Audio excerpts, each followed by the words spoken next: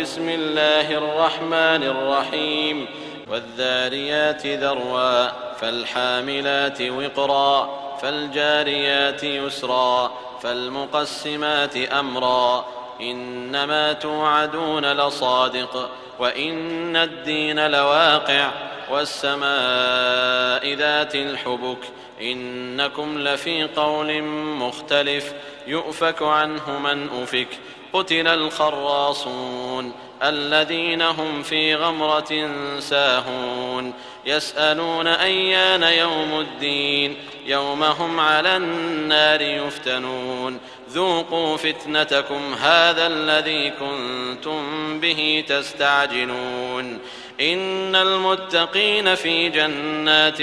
وعيون آخذين ما آتاهم ربهم إنهم كانوا قبل ذلك محسنين كانوا قليلا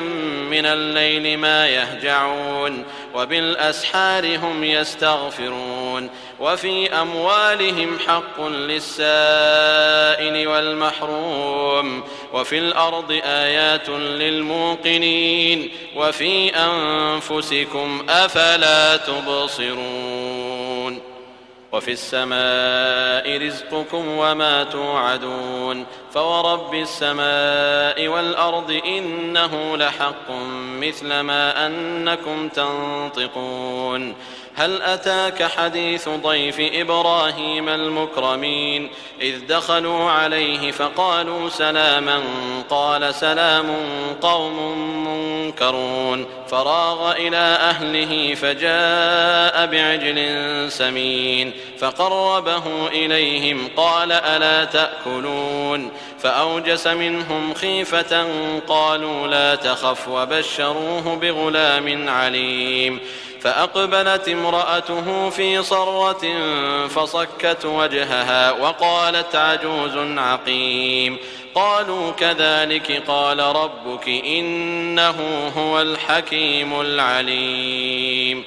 قال فما خطبكم أيها المرسلون قالوا إنا أرسلنا إلى قوم مجرمين لنرسل عليهم حجارة من طين مسومة عند ربك للمسرفين فأخرجنا من كان فيها من المؤمنين فما وجدنا فيها غير بيت من المسلمين وتركنا فيها آية للذين يخافون العذاب الأليم وفي موسى إذ أرسلناه إلى فرعون بسلطان مبين فتولى بركنه وقال ساحر أو مجنون فأخذناه وجنوده فنبذناهم في اليم وهو مليم وفي عاد إذ أرسلنا عليهم الريح العقيم ما تذر من شيء أتت عليه إلا جعلته كالرميم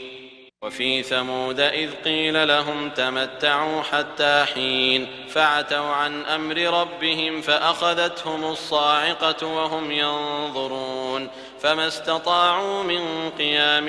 وما كانوا منتصرين وقوم نوح من قبل إنهم كانوا قوما فاسقين والسماء بنيناها بأيد وإنا لموسعون والأرض فرشناها فنعم الماهدون ومن كل شيء خلقنا زوجين لعلكم تذكرون ففروا إلى الله إني لكم منه نذير مبين ولا تجعلوا مع الله إلها آخر إني لكم منه نذير مبين